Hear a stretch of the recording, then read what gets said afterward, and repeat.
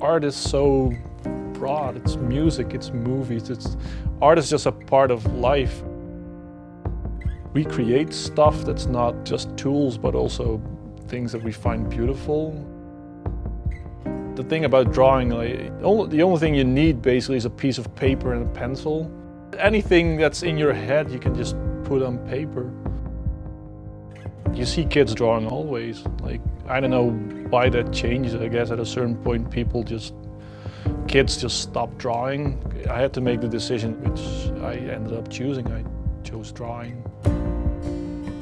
I'm Jilesen and I draw for a living. I was born in Holland. For as long as I can remember, I drew. For a while, just copied He-Man toys, and in my head they were perfect copies, but looking back at those, they really weren't. But as a kid, whatever. I went to art school, I did illustration, animation. I worked in games for 6 years, then the company went down under. I made the decision to start freelancing.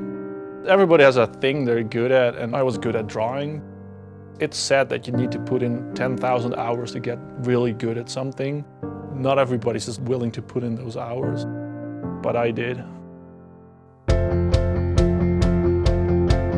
That moment when those lines on your paper suddenly make sense and you can't stop working on it, it makes you kind of feel like God for a second. A small God. It's in your head at one point, and then it's on the paper and it's alive all of a sudden. Drawing is such a big part of my life. It's just something that needs to come out.